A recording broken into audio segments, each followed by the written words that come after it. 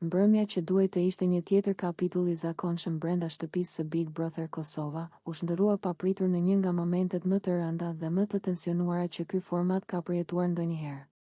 Një situatë që nisi si debat verbal, eskaloi në mënyrë dramatike dhe përfundoi me dhunë fizike, ku Limi goditi Klodin me grusht në fytyrë, duke tronditur jo vetëm banorët e shtëpisë, por edhe publikun e gjerë që po ndiqte ngjarjen.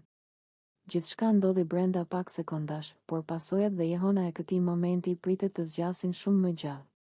Tensioni mes dy banorëve kishte kohë që ishte i pranishëm. Debatet e shpeshta, provokimet, fjalët e rënda dhe mungesa e komunikimit konstruktiv kishin krijuar një terren të rrezikshëm, ku një shpërthim emocional dukej i pashmangshëm. Megjithatë, askush nuk e priste që situata të degeneronte deri në këtë pikë. Sipas pamjeve të transmetuara, përplasja filloi me një debat të ashpër verbal. Tonet u ngritën, fjalët u bën gjithnjë më provokuese dhe gjuha e trupit e të dyve tregonte qartë se situata kishte dalë jashtë kontrollit. Klodi, i palëkundur në qëndrimin e tij, vazhdonte të përgjigjej, ndërsa Limi dukej gjithnjë më i tensionuar, me nerva të dukshme dhe reagime impulsive. Në një moment kritik, kur distanca mes tyre u zvogëlua ndjeshëm dhe atmosfera ishte e mbushur me nervozizëm ekstrem, ndodhi ajo që askush nuk donte ta shihte. Limi e goditi Klodin me grusht në fytyrë. Goditja ishte e papritur dhe e fortë, duke shkaktuar tronditje të menjëhershme në shtëpi. Banorët e tjerë reaguan me britma, duke u përpjekur të ndërhyjnë dhe të ndajnë dyshën, ndërsa produksioni reagoi me urgjencë. Për disa çaste, shtëpia u zhyt në kaos. Disa banorë u afruan për të ndihmuar Klodin, ndërsa të tjerë u përpoqën të qetësonin Limin, i cili dukej ende në ndikimin e emocioneve të forta. Në fytyrat e banorëve lexohej shoku, frika dhe mosbesimi.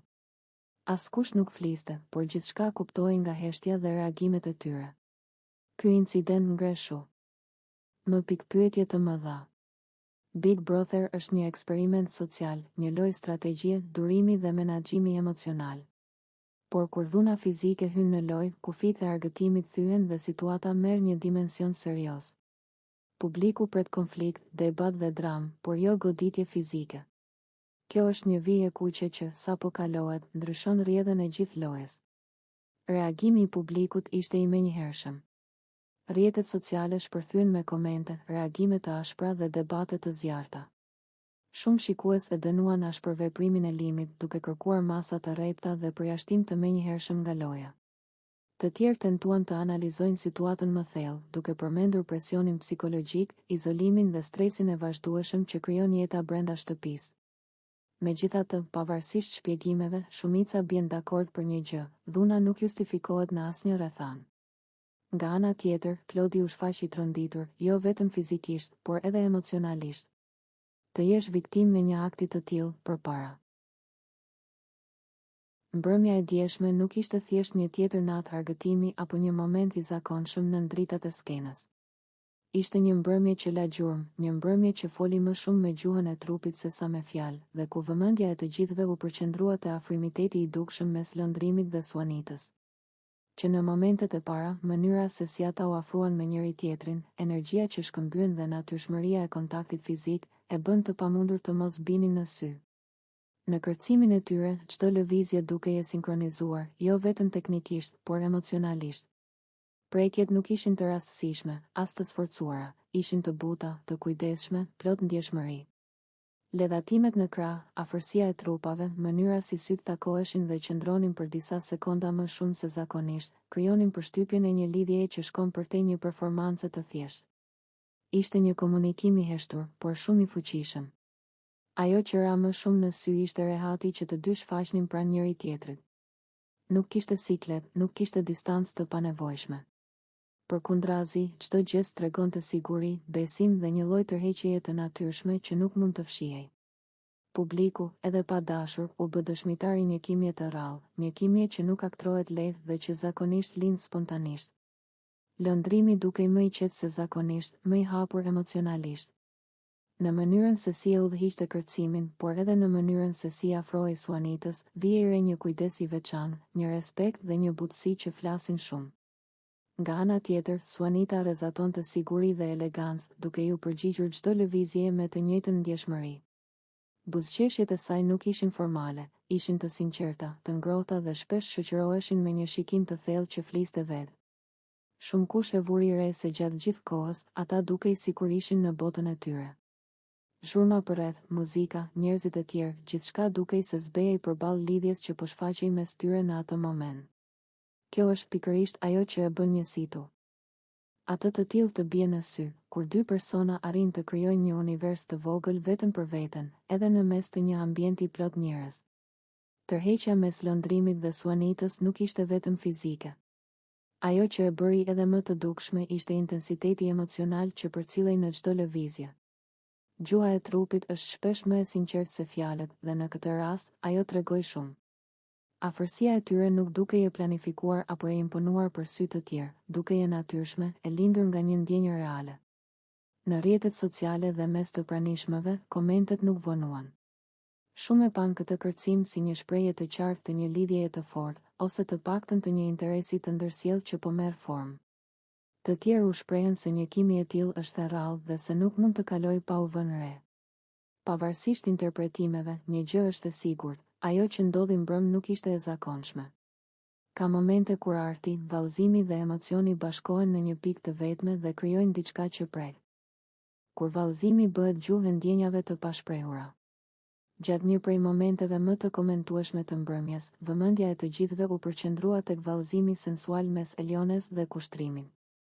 Nuk ishte thjesht një kërcim i zakonshëm, por një skenë që fliste më shumë përmes gjuhës së trupit se sa fjalëve. Muzika krijonte ritmin, dritat i jepnin ngjyrë momentit, ndërsa afërsia e tyre ndezi menjëherë kurreshtjen e publikut dhe të banorëve përreth. Që në lëvizjet e para, u vure se mes tyre ekzistonte një harmoni e veçantë. Ata nuk dukeshin të pasigurt, as të sforcuar, përkundrazi, çdo hap dhe çdo lëvizje dukej e natyrshme, sikur vallëzimi të ishte një vazhdim i një komunikimi që kishte nisur shumë më herët. Afërsia fizike ishte e dukshme, por ajo që binte më shumë në sy ishte intensiteti emocional i momentit, një ndjesi që nuk kishte nevojë për shpjegim. Prekjet e lehta dhe afrimet e shpeshta nuk u perceptuan si të rastësishme. Ato dukeshin si pjesë e një loje të heshtur, ku secili testonte kufijtë e tjetrit, pa i te kaluar hapur. Ferkimet e shkurtra, kthesat e sinkronizuara dhe mënyra se si shikimet e tyre takoheshin her pas here krijonin një tension të butë, por të dukshëm. Ishte një nga ato momente ku publiku ndjen se po dëshmon diçka më intime se një shfaqje televizive. Në një ambient si ai, ku çdo veprim analizohet dhe çdo gjest merr peshë të dy fish, ky kërcim u shndërrua në një deklaratë më vete. Eliona dukej e qetë dhe e sigurt në lëvizjet e saj, ndërsa kushtrimi reagonte me të njëjtën energji, duke krijuar një dialog trupor që fliste për afërsi dhe tërheqje reciproke. Nuk kishte nevojë për fjalë, gjithçka thuhej përmes ritmit dhe koordinimit mes tyre. Ndërsa kërcimi i afrohej fundit, atmosfera u bë edhe më e ngarkuar. Muzika sikur u ngadalsua, ose ndoshta ishte thjesht perceptimi i atyre që po shikonin. Çdo lëvizje mori më shumë kuptim, çdo afrim u bë më i ndjeshëm. Dhe pikërisht atëherë, si një kulm simbolik i gjithë momentit, ndodhi puthja. Një ga. Jest i shkurtër, por mjaftueshëm i fortë për të vulosur atë që ishte ndërtuar gjatë gjithë kërcimin. Kjo puthje nuk ishte thjesht qershia mbitor, por një shenjë e qartë se mes Eliones dhe kushtrimit kishte diçka më shumë se një moment spontan. Ajo u interpretua nga shumë kush si një konfirmim i një afërsie që tashmë ishte evidente. Reagimet përreth ishin të ndryshme, disa e panë si një çast romantik, të tjerë si një lëvizje të guximshme në një lojë ku çdo gjë ka pasoja. Në fund, ky kërcim mbetet një nga ato momente që nuk harrohen lehtë. Jo për shkak të asaj që ndodhi në mënyrë të drejtpërdrejtë, por për ndjesinë që la pas. Ai tregoi se ndonjëherë një vallëzim mund të thotë më shumë se një bisedë e gjatë, dhe se afërsia mes dy njerëzve mund të shprehet më qartë përmes lëvizjeve sesa përmes fjalëve. Në një format ku gjithçka është nën vëzhgim, ky moment u shndërrua në një pasqyrë të ndjenjave njerëzore, të ndërlikuara, të heshtura dhe thellësisht të sinqerta. Një mbrëmje feste që u shndërrua në tension. Mbrëmja e organizuar nga produksioni ishte menduar si një moment çlirimi për banorët, një hapësirë ku muzika, vallëzimi dhe energjia pozitive do të shërbenin për të ulur tensionet e akumuluara gjatë ditëve të bashkëjetesës. Dritat shumë ngjyrëshe, muzika ritmike dhe atmosfera festive krijonin përshtypjen e një nate pa konflikte, ku secili do të linte mënjan rivalitetet dhe keqkuptimet personale. Megjithatë, siç ndodh shpesh në ambiente ku emocionet janë të forta dhe marrëdhëniet të brishta, mbrëmja nuk përfundoi ashtu siç ishte parashikuar. Në qendër të vëmendjes ndodheshin Limi dhe Dolce, të cilët po kërcenin së bashku. Vallëzimi i tyre u pa nga disa si i natyrshëm dhe i pafajshëm, ndërsa nga të tjerë si provokues, në varësi të këndvështrimit dhe ndjenjave që secili banor mbante brenda vetes. Ata dukeshin të qetë, të përqendruar në muzikë dhe në momentin që po përjetonin, pa i kushtuar shumë rëndësi syve që i ndiqnin apo mendimeve që mund të lindnin rreth tyre. Situata ndryshoi në çastin kur Alba vendosi të ndërhyjë. Lëvizja e saj drejt Dolces ishte e papritur dhe u perceptua menjëherë si një akt agresiv. Kontakti fizik, edhe pse ndodhi shpejt, ishte i mjaftueshëm për të ndezur tensionin në ambient. Muzika vazhdonte të luante, por vëmendja e të gjithëve ishte zhvendosur tashmë tek incidenti. Ajo që duhej të ishte një mbrëmje argëtimi u kthye në një moment hutimi, ku askush nuk ishte i sigurt se çfarë do të ndodhte më pas. Reagimi i Limit ishte i menjëhershëm dhe emocional. I ndodhur mes dy personave dhe i përfshirë drejt për drejt në situatë, ai nuk e fsheu zhgënjimin dhe zemërimin e tij. Për rreth 30 minuta, ai shprehu mendimet e veta në një formë që u ngjante një monologu të gjatë, ku përziheshin ndjenjat e padrejtësisë, zhgënjimit dhe lodhjes psikologjike. Fjalët e tij nuk ishin thjesht reagim ndaj një momenti të vetëm, por dukeshin si shpërthim i gjithë tensionit të mbledhur prej kohësh. Në thelb, reagimi i Limit nxori në pah një problem më të thellë, mungesën e komunikimit të shëndetshëm mes banorëve dhe paaftësinë për të menaxhuar emocionet në situata të ngarkuara. Ai theksoi se mbrëmjet festive nuk duhet të shndërrohen në arena konfliktesh, dhe se çdo ndërhyrje agresive, sado e vogël të duket, ka pasoja në klimën e përgjithshme të bashkëjetesës. Fjalimi i tij, edhe pse i gjatë dhe her pas here i ashpër, pasqyronte nevojën për respekt dhe kufi të qartë. Nga ana tjetër, Dolce u gjend në një pozicion delikat.